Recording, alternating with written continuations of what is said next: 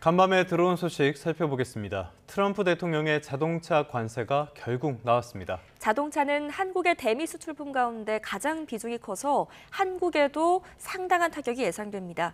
뉴욕 지국 연결해서 자세한 소식 알아보겠습니다. 이승윤 특파원, 지금 트럼프 대통령이 미국으로 수입되는 자동차에 25% 관세 결국 부과하기로 했죠? 네, 그렇습니다. 네, 트럼프 대통령은 백악관에서 기자회견을 열고 미국에서 생산되지 않은 모든 자동차와 소형 트럭에 대해 25%의 관세를 부과하겠다고 발표했습니다. 트럼프는 이 1,000억 달러의 세수 증대가 기대된다며 이런 관세를 미국 연방정부의 부채를 줄이는 데 쓰겠다고 말했습니다. 또 이 자동차 산업 성장을 위한 행정명령에 서명할 것이라고도 밝혔습니다. 트럼프 취임 이후 전 세계를 상대로 풍목별 관세가 부과된 건 철강과 알루미늄이 처음이고, 이 트럼프는 자동차와 반도체, 의약품 등 개별 품목에 대한 관세 부과를 그동안 공언해 왔었습니다. 앞서 지난 12일부터 관세가 발효된 이 철강과 알루미늄에 이어 자동차 관세까지 시행되면 트럼프 2기 행정부의 관세 전장의 전선이 크게 확대될 전망입니다. 그동안 트럼프는 수입 자동차에 대한 관세가 2기 행정부의 핵심 정책이 될 것이라고 말해왔습니다. 또 미국에서 자동차를 만들면 관세를 피할 수 있다며 자동차 업체들의 미국 공장 유치를 통해 미국 제조업을 살리겠다고도 밝혔습니다. 이에 발맞춰 현대자동차 그룹이 미국 투자를 확대하겠다고 발표했을 때 트럼프 대통령이 했던 발언을 직접 들어보시죠. This investment is a clear demonstration that tariffs very strongly work, and I hope other things also, but the tariffs are bringing them in at levels that have not been witnessed. 자동차, 우리나라의 중요한 산업인데요. 국내 산업에도 타격이 불가피할 것 같습니다.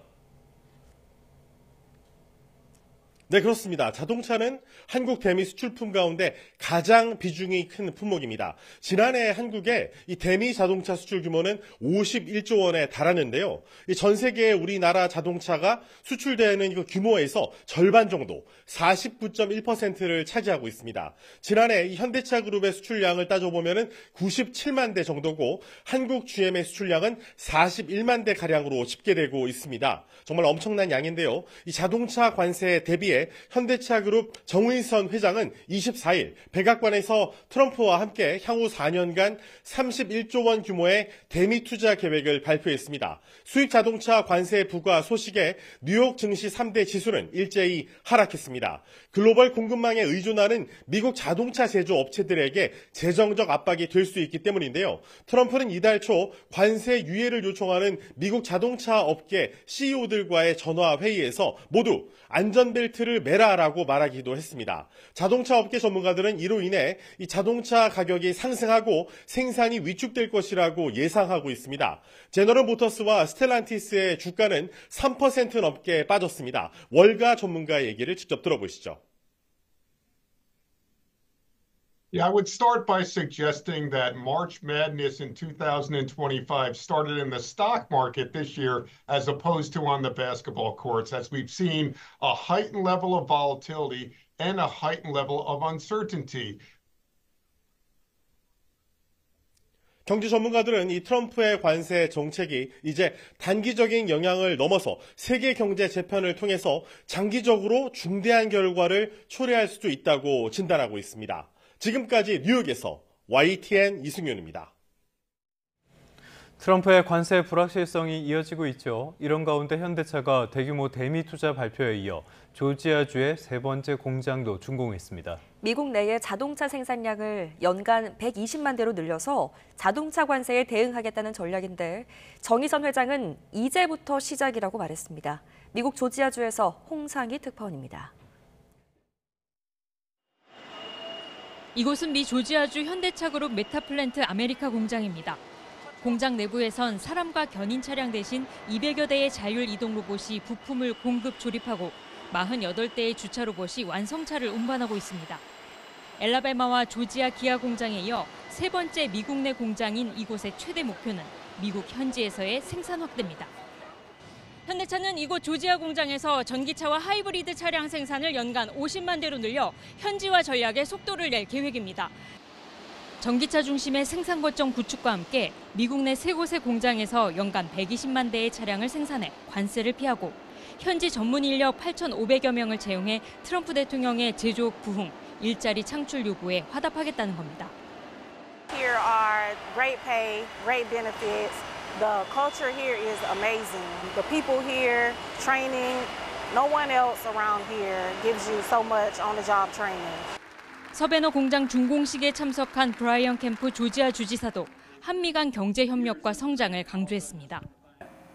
This is yet another historic investment and a testament on Hyundai's belief in Georgia, a belief in our people, and in the benefit of our partnerships. And we are truly thankful for these new opportunities. 지난 24일 31조 원 규모의 대미 투자를 발표한 정의선 회장은 관세 발표 이후에도 협상을 계속해 나갈 것이라며 이제부터가 시작이라고 말했습니다. 저희가 노력한 만큼 보람이 있다고 생각하지만 또 관세 발표 이후에 계속 협상을 개별 기업으로도 해나가고 또 정부에서 주도적으로 해나가야 되기 때문에 그때부터가 이제 시작이 될 거라고 생각하고 있습니다.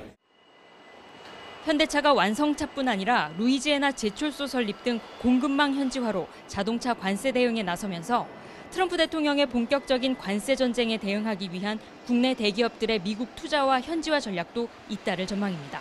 미국 조지아주에서 YTN 홍상입니다.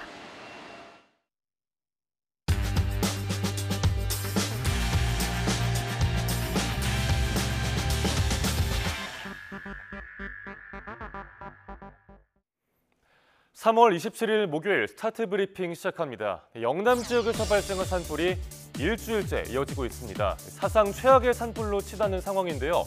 오늘은 산불 관련 기사 2개 살펴보겠습니다. 먼저 조선일보입니다. 산림은 초토화되고 재산 피해도 막심한데 인명피해까지 속출하고 있습니다. 길어지고 거세지는 화마에 진화대원들이 쓰러지는 중입니다. 어제는 경북 의성에서 진화 헬기가 추락해 40년 경력의 베테랑 조종사가 숨졌습니다. 네, 왼쪽 사진부터 보시죠. 추락해서 잔해만 남은 헬기의 모습입니다. 제작된 지 30년 된 헬기를 몰고 진화 작업을 하다가 전깃줄에 걸려서 추락했다고 전해졌습니다. 헬기 조종사들은 새벽부터 8시간씩 비행을 하면서 하루에 120번 물을 뿌리는 강행군을 소화하고 있는데요. 이런 안타까운 사고가 벌어졌습니다. 오른쪽은 사고 수습을 마친 대원들이 철수를 준비하는 상황입니다. 전국 곳곳에 산불 현장이 투입된 진화대원은 만 117명, 헬기는 118대입니다. 화염과 피로라는 이중고 속에 역대 최악의 산불과 연일 사투를 벌이고 있습니다. 진화대원들은 27kg이나 되는 장비를 입고 호스를 뿌리면서 방어선을 칩니다. 하루에 2~3시간밖에 눈을 못 붙인다고 하네요. 지난 22일에는 산청에서 진화대원 4명이 숨지는 일이 있었죠. 필사적으로 탈출한 주민들은 불길이 덮친 현장을 생지옥이라고 표현했습니다. 오늘 새벽 5시 기준으로 사망자 26명 포함해서 집계된 사망자만 55명인데요. 안타까운 희생이 더 없기만을 바라는 마음입니다. 다음 세계일보입니다. 초기 진화 실패가 산불 피해를 키웠다는 지적이 나오면서 5,000리터 이상의 초대형 진화 헬기를 늘려야 한다는 내용입니다. 헬기 수가 부족해서 초기 진화 골든타임 확보가 어려웠다는 겁니다. 산림청이 보유한 진화 헬기는 모두 50대입니다. 담수량 8,000리터인 초대형 헬기는 7대인데요. 가동 중인 건 5대입니다. 2대는 다음 달에 들어옵니다. 어제 의성에서 추락한 헬기는 강원도가 민간 업체에서 임차한 민간 헬기였습니다. 담수량 3,000리터의 KA-32가 주력 기종인데 8대는 부품을 교체하지 못해서 못 쓰는 상황입니다. 그러니까 현재 최대 42대를 투입할 수가 있는 건데 정비 등의 문제가 있죠. 42대를 동시에 다 띄울 수 있는 것도 아닙니다. 큰 산불 현장마다 최소한 각각 3,000리터 대형 헬기 3대 이상이 필요하다는 게 전문가들의 의견입니다. 이런 가운데 내년엔 가동을 못하는 진화 헬기가 14대로 늘어날 전망이라고 하는데요. 또 산림청 헬기 3분의 2가 도입 20년이 넘었을 정도로 심각한 노후화 문제도 신문은 함께 지적했습니다. 3월 27일 아침 신문에서 다룬 산불 기사 살펴봤습니다. 지금까지 스타트 브리핑이었습니다.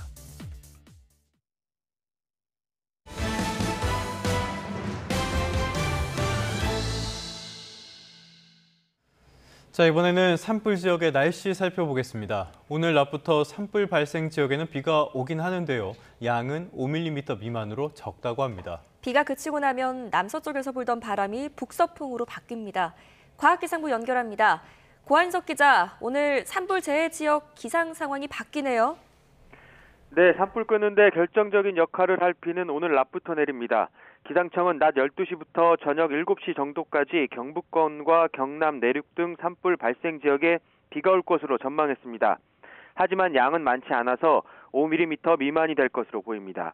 산림청 분석을 보면 5mm 봄비는 낙엽의 수분 함량을 높여서 23시간 정도 산불 예방 효과를 냅니다. 이번 비도 양은 많지 않지만 습도를 높여 산불 끄는 데 도움을 주게 될 것으로 보입니다. 비가 내리기 전까지 대기는 매우 건조합니다. 남부 해안을 제외한 경상권 대부분에 건조특보가 발령돼 있습니다. 강한 바람은 내일까지 계속됩니다. 현재 경북 7곡에는 강풍주의보가 발령됐습니다. 기상청은 비가 내리는 동안에는 따뜻한 남서풍이 강하게 불겠지만 비가 그친 뒤 기압골 후면으로 차가운 북서풍이 불겠다고 예보했습니다. 바람의 방향이 바뀌기 때문에 동쪽으로 확산하던 산불이 남쪽으로 방향을 틀 가능성이 있습니다. 비가 오고 풍향이 바뀌는 등 기상 상황의 변화가 있는 오늘이 산불 진압의 변곡점이 될 것으로 보입니다. 의성에서 시작된 경북권 산불 재해 면적은 이미 3만 헥타르 이상인 것으로 추정됩니다. 2만 3천여 헥타르를 태운 2000년 동해안 산불을 넘어 이번이 역대 가장 큰 피해를 준 산불로 기록될 전망입니다. 지금까지 과학기상부에서 YTN 고한석입니다.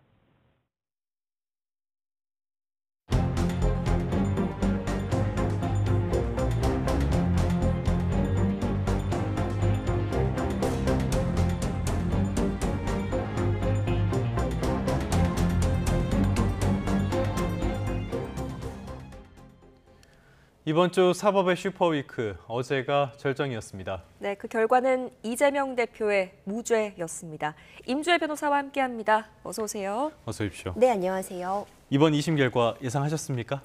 사실 예측이 좀 어려운 측면도 있었습니다. 예. 1심에서 징역 1년에 집행유예 2년, 그리고 이 문제가 되는 발언 가운데 유죄로 나온 측면들이 있었기 때문에 예. 2심에서 완전히 뒤바뀔 것이다. 이 부분 예측이 어려운 측면이 있었는데 재판부는 1심과 정반대의 결론을 내놓았습니다. 예. 고 김문기 처장을 모른다는 부분은 1심에서도 사실 무죄가 나왔습니다. 하지만 고 김문기 처장과 골프를 치지 않았다는 발언, 그리고 국토부의 협박 때문에 백현동 용도 부지를 변경했다. 이 발언과 관련해서는 1심에서는 유죄가 인정이 되었지만 2심에서는 무죄로 보았습니다. 결국 어제 이제 성적표만을 보자면요. 사실상 이재명 대표의 완전한 승리다 평가할 수 있는데 문제가 되었던 발언들 모두에 대해서 이것이 허위의 사실이라고 볼 수 없고 의견 표명에 불과하며 뭐 일부 과장된 표현이 있을 수 있지만 전체적인 발언의 취지를 고려했을 때 허위 사실을 공표하여 예. 선거에 영향을 끼쳤다고 볼 수 없기 때문에 전부 무죄가 선고되었습니다. 네, 쟁점을 하나하나 좀 짚어보겠습니다. 일단 법 전문가시니까 이 질문 하나 한번 드려볼게요. 1심에서 유죄가 나왔는데 2심에서 이렇게 다 무죄로 바뀌는 경우가 많습니까? 어떻게 되나요? 통계상으로? 사실 흔한 경우는 아닙니다. 이제 통계적으로 예. 보더라도 1심에서 징역형의 집행유예형이 나왔는데 2심에서 그러니까 감형이 되는 것이 아니라 완전히 무죄가 예. 되는 비율은 극히 낮다고 볼 수 있습니다. 하지만 통계는 어디까지나 통계인 것이고요. 그렇죠. 예. 우리나라에서 이제 3심제를 취하고 있는 이유가 이와 같이 적어도 3번은 판단을 받아보자라는 취지를 감안하면 뭐 불가능하다거나 극히 예외적이라고 볼 예. 수는 없겠죠. 하지만 1심과 2심에서 사실상 사실관계가 달라진다거나 항소심, 그러니까 예. 2심에서 특별히 새로운 증거가 제출되었다거나 증언이 추가되었다고는 볼 수 없었습니다. 예, 예. 그럼에도 불구하고 1심과 2심의 판단이 완전히 갈린 부분은 굉장히 중요하게 볼 필요가 있고요. 대법원에서 치열한 다툼이 예견돼 있습니다. 하지만 그 판단을 가리게 된 결정적인 그 부분은 바로 이것이 인식이냐 사실이냐 예, 이 예. 부분의 차이인 것 같습니다. 네. 뭐 임주애가 변호사다. 이것은 사실의 영역이지만 그렇죠. 예. 임주애를 안다 모른다. 임주애가 어떤 기분을 느꼈다. 이 부분은 사실 인식의 영역이라고 볼 수 있거든요. 예. 재판부가 사실과 인식을 어떻게 엄격하게 바라보는지에 따라서 1심과 2심의 결론이 완전히 갈라졌다고 볼 수 있습니다. 알겠습니다. 하나하나 보면요. 일단은 고 김문기 씨에 대한 발언, 이 부분에 있어서는 1심은 일부 유죄였는데요. 이 부분이 완전 무죄로 변했어요. 어떤 부분, 이 부분도 역시 인식의 문제가 영향을 미친 겁니까?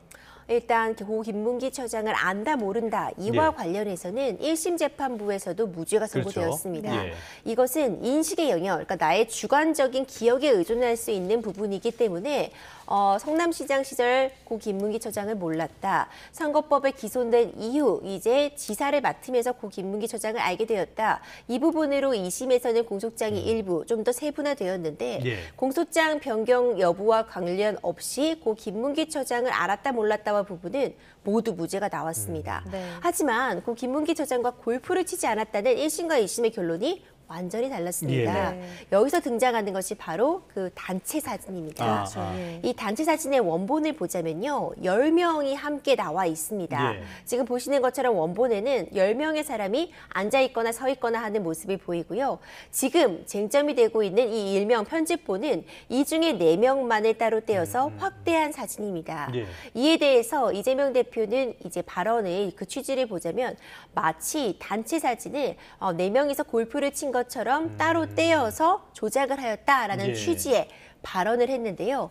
1심 재판부는 여기서의 방점을 골프로 보았습니다. 예. 그러니까 골프를 치지 않았다고 발언했다라고 읽히기 때문에 이 부분이 허위의 사실이다라고 보았지만 항소심 재판부에서는요. 사진에 방점을 찍었습니다. 예. 그러니까 단체 사진을 이렇게 4명만 따로 떼어놓은 것은 조작이다라고 표현을 한 것이고 골프를 쳤다 치지 않았다는 명확하게 발언한 바가 없다고 본 것이죠. 네. 2심 재판부에서는 이렇게 사진의 일부를 떼어낸 것이 조작이다라는 부분도 인정을 했고 이 전체적인 발언의 취지를 봤을 때 골프를 쳤다 안 쳤다를 발언한 것이 아니라 네. 사진이 조작되었다는 취지의 이야기이기 때문에 이것은 허위의 사실을 공표한 것으로 볼 수 없다는 네. 판단을 내렸습니다. 네, 이 사진 가지고 왈가왈부 말이 많은 것 같습니다.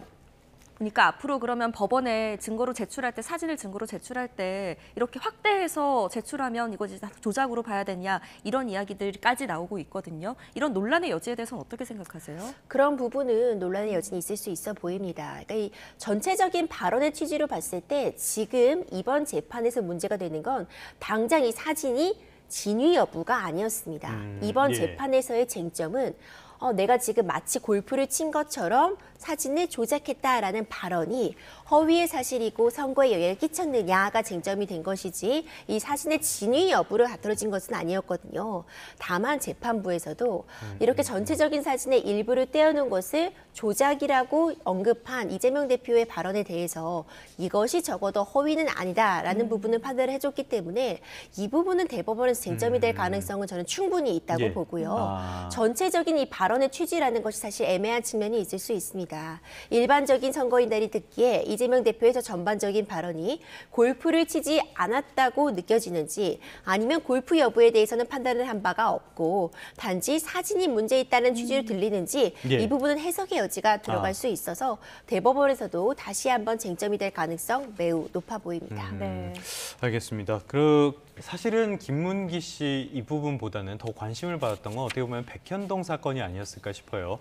1심에서는 유죄가 나왔는데 2심에서는 무죄로 나왔습니다. 이 부분은 많은 분들, 저도 사전에 좀 취재를 했었지만 많은 분들의 예상과는 달랐던 것 같아요. 쟁점이 뭐였습니까? 그렇습니다. 예. 이 정확한 인터뷰의 그 발언 취지를 보자면요. 이재명 대표가 이제 국토부의 협박이 있었기 때문에 백현동 이 용도 변경을 할 수밖에 없었다는 것이 국정감사에 나와서 이야기했던 내용이었습니다. 근데 이제 이와 관련해서 1심 재판부에서는 국토부의 협박이 없었다고 보아서 이것이 허위 사실의 공표이고 선거에 영향을 끼쳤다고 보아 유죄를 판단을 했습니다. 네. 이와 관련해서 이재명 대표도 굉장히 여러 가지 어떤 증거들을 제출을 하면서 이 주장을 깨보려고 했습니다.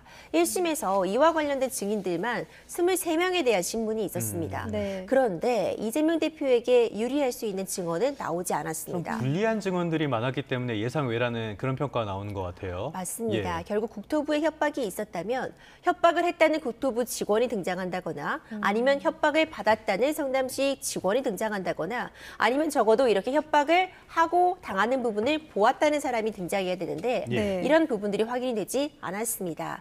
오히려 1심 재판부에서는 국토부 공문을 근거로 해서 그 공문의 내용을 보자면 이것은 성남시의 재량적인 판단 영역이다라는 내용이 담겨 있었기 때문에 협박을 당했다고 볼 수 없고 이런 표현을 한 것은 허위사실 공표에 해당한다고 보아 유죄가 선고됐습니다. 네. 하지만 항소심 재판부의 판단은 달랐습니다.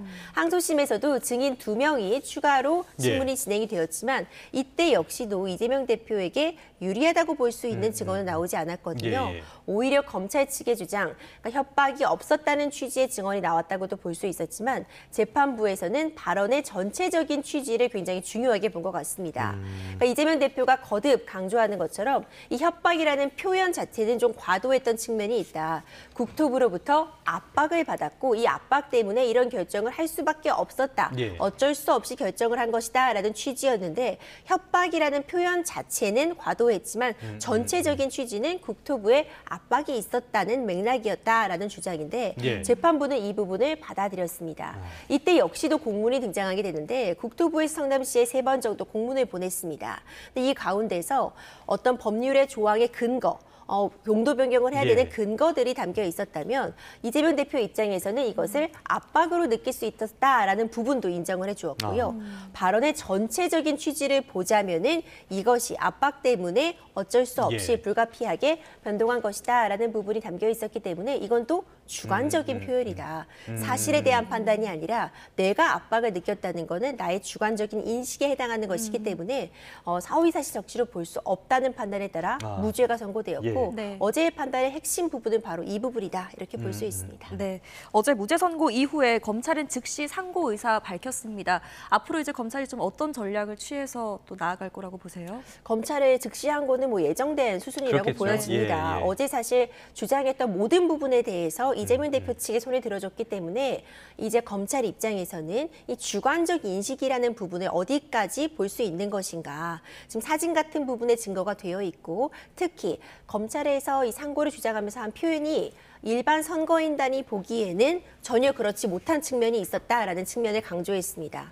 결국 공직선거법 위반 사건은 어떤 허위 사실을 공표해서 선거에 영향을 끼쳤을 때 이 부분을 처벌하는 것이기 때문에 과연 이재명 대표의 발언이 선거인단이 느끼기에 골프를 쳤다 안 쳤다로 느낄 수 있는가 오히려 주관적 인식의 표현에 불과했는가 이런 부분에 다시 한번 판단을 받아보겠다는 그런 취지가 담겨 있거든요. 결국 전체적인 발언 취지 그리고 이재명 대표가 당시에 여러 가지 정황상 지금 문제되고 있었던 상황에 대해서 고 김문기 처장을 아냐 모르냐는 그런 질문을 받았다는 상황들 이런 부분들을 법적으로 어떻게 평가할 수 있을지 대법원에서 다시 한번 양측 모두 공세를 펼 것이라 봅니다. 근데 아까 저희 조유진 앵커가 1심에서 2심 갔을 때 판단이 이렇게 바뀌는 경우가 있냐 질문을 드렸었는데 2심에서 대법원 갈 때도 이쪽은 법리 적용만 판단하는 거 아닙니까? 그러면 판단이 바뀔 가능성 뭐 그렇게 크진 않다고 봐도 되는 건가요? 맞습니다. 지금 정확하게 언급을 해주셨는데요. 2심까지는 사실심이었고 이제 대법원에 가면 법률심이라고 해서 지금까지 이미 증인에 대한 조사라던가 제출된 증거를 바탕으로 해서 오로지 법리적으로 다툴 부분이 있는지만 살펴보게 됩니다. 그렇기 때문에 1심과 2심이 완전히 다른 판단을 받을 가능성도 사실 적다고 볼 수 있다면 항소심의 결론이 대법원에서 완전히 뒤바뀌는 것도 쉽진 않습니다. 그렇기 때문에 현재로서는 이재명 대표에게 다소 유리하다고 볼 수 있겠지만 하지만 바뀌는 경우도 사실 많이 존재합니다. 뭐 이재명 대표 본인도 한번 바뀌어서 기사회생을 한 적이 있었죠. 맞습니다. 그 당시에는 항소심에서 유죄, 벌금 300만 원이 나왔는데 대법원에 가서 파기환송이 되어 무죄, 최종적으로는 다른 성적표를 들었거든요. 그러니까 이와 같이 완전히 정반대의 결론이 대법원에서 내려지는 것도 가능하고요.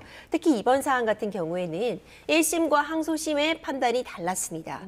그만큼 대법원에서도 달리 판단할 여지가 충분히 있다고도 보여지기 때문에 결국 대법원에서 양측이 어떻게 법리 구성을 하는가에 따라서 최종 결과는 달라질 것이다. 저는 보고 있습니다. 네, 이재명 대표로서는 이제 어제를 기점으로 일단은 큰 산을 넘은 셈입니다. 하지만 다 넘은 건 아니거든요. 남아있는 사법 리스크가 있죠. 그렇습니다. 가장 급했던 사건은 일단 이재명 대표에게는 가장 유리한 결론이 나왔다고 볼 수 있습니다. 예. 그러니까 시기적으로 그런 측면들이 있었죠. 공직선거법 위반 사건 같은 경우에는 633 원칙이라고 해서 굉장히 신속하게 판단을 받아야 되는 측면이 있었는데 항소심이 일단 무죄로 나왔기 때문에 가장 급한 그런 부분들은 정리가 됐다고 보여지고요. 네. 하지만 여전히 지금 위증교사 사건 같은 경우에는 1심에서 무죄가 나왔지만 항소심이 진행 중이기 때문에 예. 이 부분 결론이 좀 가장 빨리 나오지 않을까 싶고 예. 그 외에 대장동, 이 위례, 성남FC 사건 같은 경우에는 지금 4월 1일에 1심에 대한 70차 재판이 진행됩니다.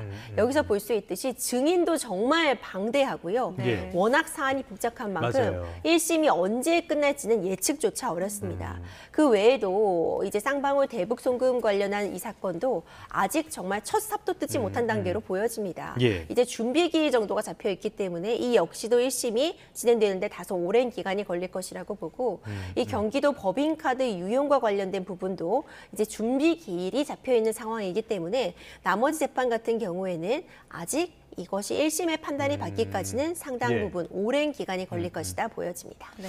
알겠습니다. 그 많은 사법 리스크들이 있는데 가정이 좀 많이 들어가야 될 것 같습니다. 만약에 조기 대선이 치러지고 이재명 대표가 대통령이 된다고 가정을 했을 때 이게 다 없어지는 겁니까? 그건 아닌 거죠. 그렇지는 않죠. 예. 여러 가지 가정이 지금 덧붙여지지만 일단 어제 있었던 판단 덕분에 일단 물론 대법원 확정 판결까지가 시간이 필요한 상황이지만 만약 조기 대선이 치러진다면 적어도 1심에서는 아예 피선거권이 상실되는 그런 형이었는데 무죄가 선고됨으로써 조금 더 여유가 있어진 예, 상황은 예. 맞습니다.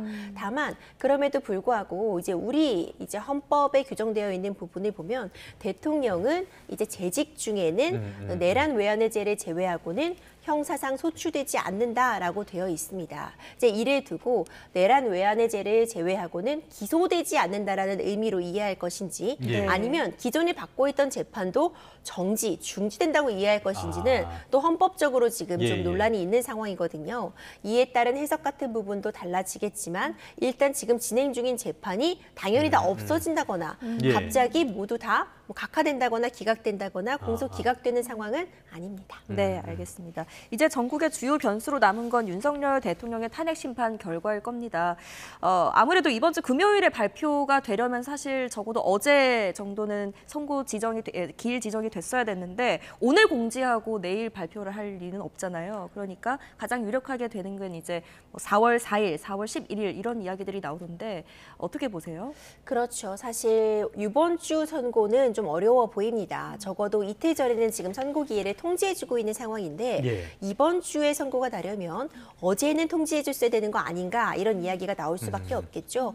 그렇다면 선고는 적어도 다음 주로 넘어간 것으로 보이고요. 재판부가 이미 이번 주 월요일에 한덕수 총리에 대한 이 탄핵 심판 선고가 있었기 때문에 예. 좀 재정비를 하는 시간도 필요해 보입니다. 그리고 오늘은 이제 헌법재판소 일반 사건들에 대한 선고도 예정이 되어 있어서 예. 이런 부분들을 감안하면 다음 주로 이제 선고는 넘어갔다 보고요. 네. 물론 4월 18일에 문영배 이민선 재판관에 대한 퇴임이 있기 때문에 예. 퇴임이 진행되고 나면 6인 체제가 됩니다. 네. 마은혁 후보자에 대한 임명도 아직 이루어지고 있지 않아서 예. 과연 6인 체제 하에 선고할 수 있는가 이 부분이 또 쟁점이 되고 6인 체제 하에서는 탄핵 인용이 되려면 전원이 탄핵에 찬성을 예. 해야지만 인용이 되는 그런 상황들 이런 부분들을 감안하면 적어도 문영배 이민선 재판관의 퇴임 전에는 결론을 내릴 것이다. 예, 예. 하지만 아직까지 한 2주 정도 시간이 남아있기 때문에 한 1, 2주 내에는 결론이 나는 것은 분명하나 그 시점이 현재로서는 예측이 좀 어려운 상황입니다.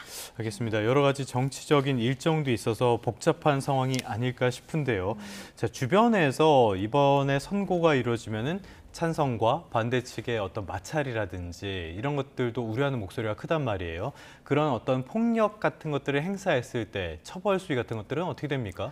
그렇습니다. 가장 우려스러운 지점이지요. 이제 이런 사회적으로 영향력, 파급력이 큰 판결들이 선고가 되었을 때 우리가 저번에 서부지법 사태에서도 한번 확인이 됐었습니다. 무력으로 이제 법원에 진입을 하고 폭력을 행사해서 기물을 파손하고 특히 공무원 등을 폭행하는 그런 사건들이 사건들이 발생을 했는데 네. 이것은 사실 법적으로도 굉장히 엄정하게 대응이 되고 있습니다. 네. 기물을 파손하거나 한다면은 결국 재물손괴의 책임을 질 수밖에 없고 민사적인 배상 책임도 뒤따르게 됩니다. 예. 그리고 지금 공무 수행 중인 공무원을 이제 폭행한다거나 무력을 사용하게 되면 특수공무집행 방해 내지는 공무집행 방해에 해당해서 이 역시도 형사처벌의 대상이 되거든요. 예. 지금 서부지법 사태에서 다수의 가담자가 구속이 되기도 하고 재판이 진행 중이기 때문에 어떤 경우에도 폭력은 정당화될 수 없다는 점 다시 한번 강조드리고 싶습니다.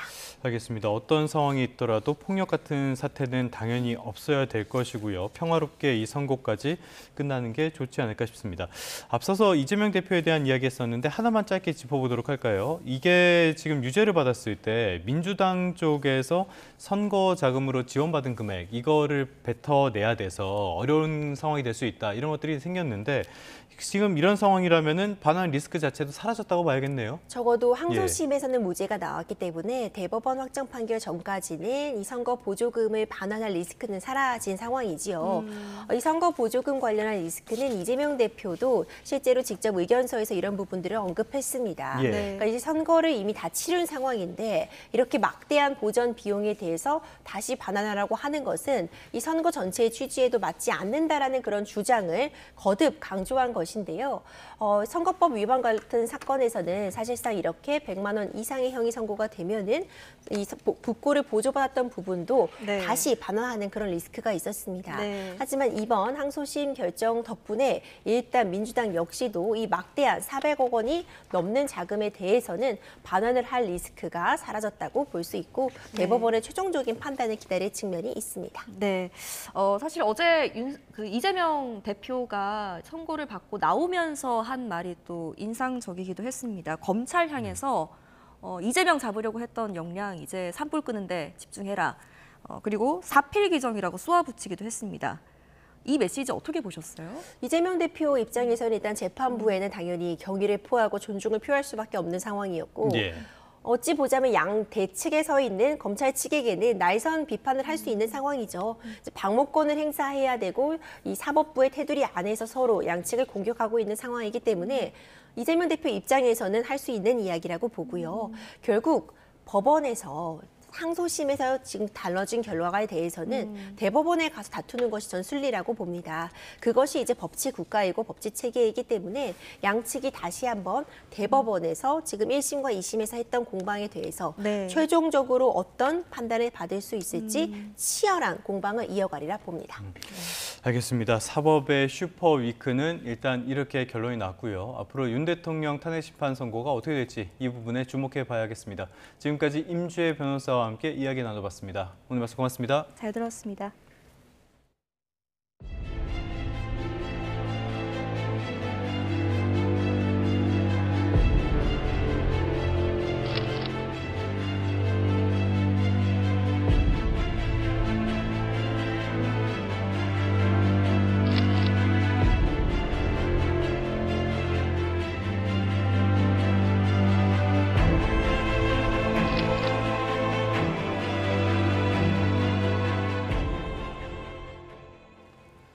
산불 상황 끝으로 다시 한번 짚어보도록 하겠습니다. 경북 의성과 안동, 청송 등에 동시다발적으로 발생한 대형 산불로 인명피해가 속출하고 있습니다. 네, 밤사이 산불이 더 커진 건 아닌지 걱정이 큰 상황입니다.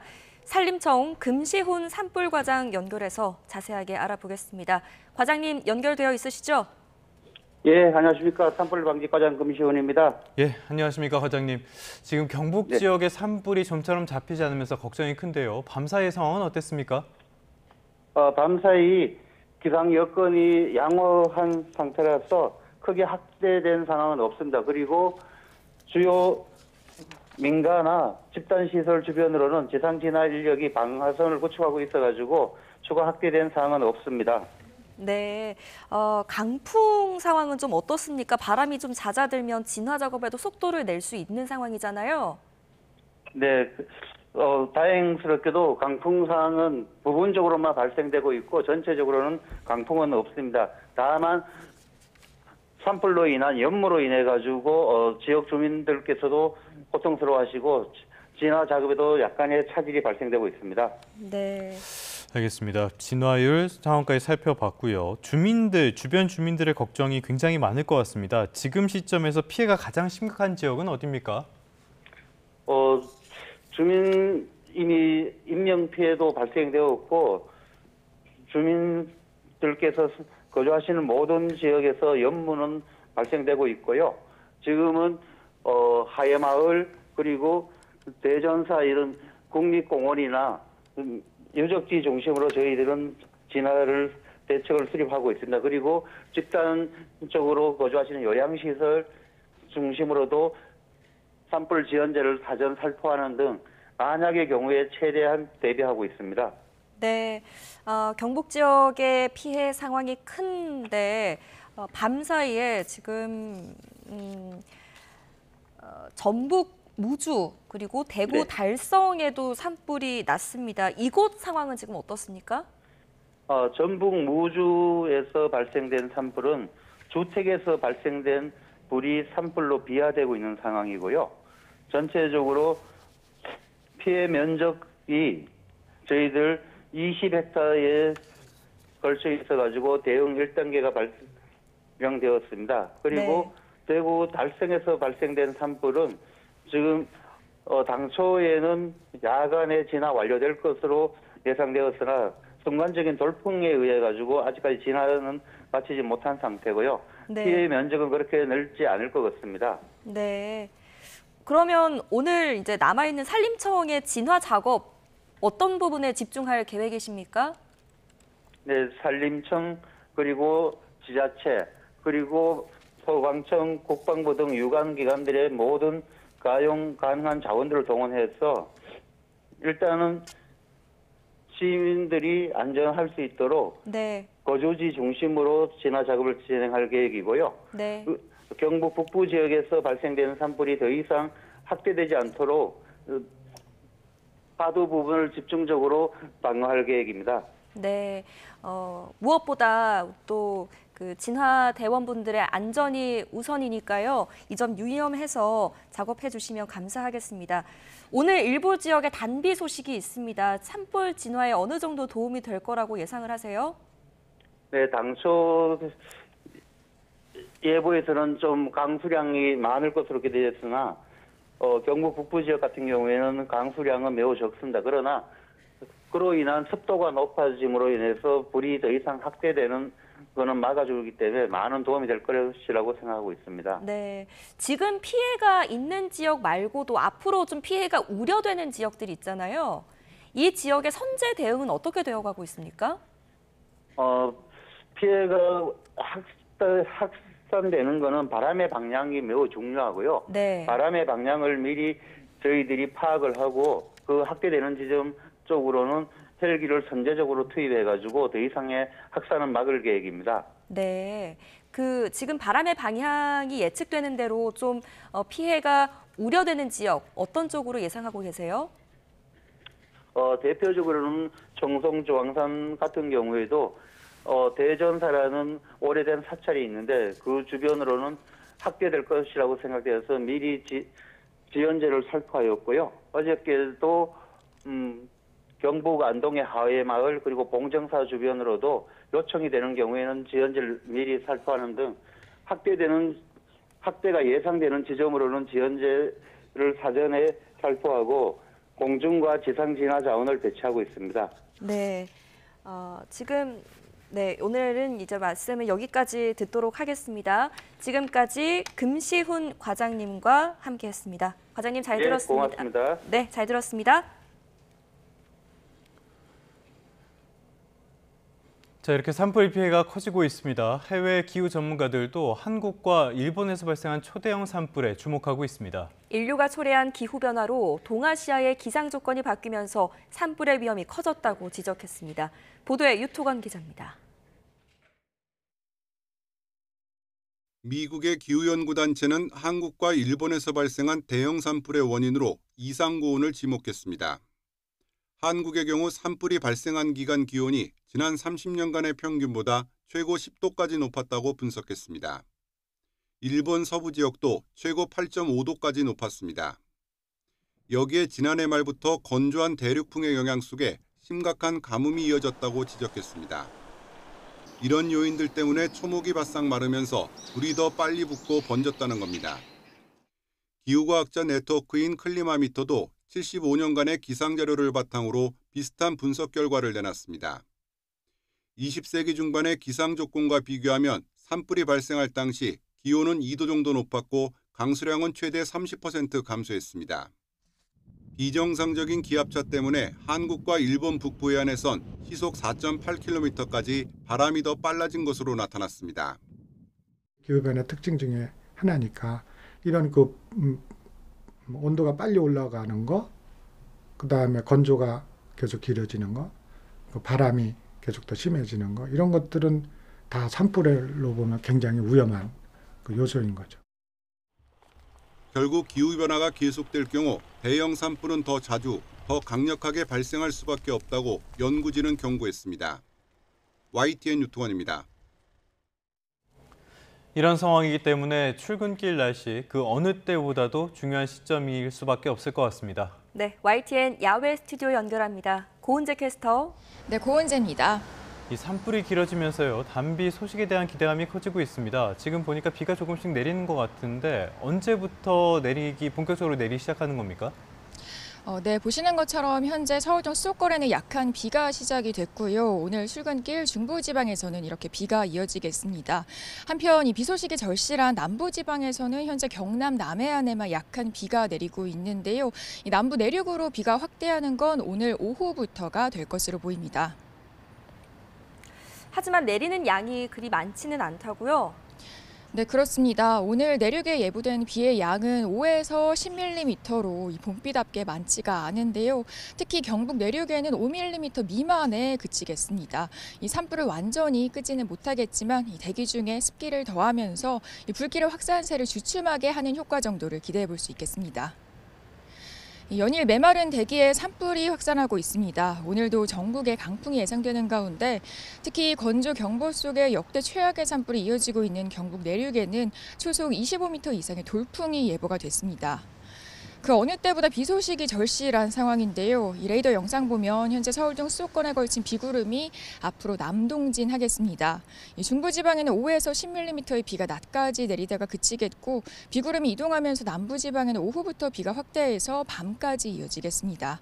다만 산불 지역인 남부 내륙에 예보된 양은 5mm 안팎으로 많지 않겠습니다.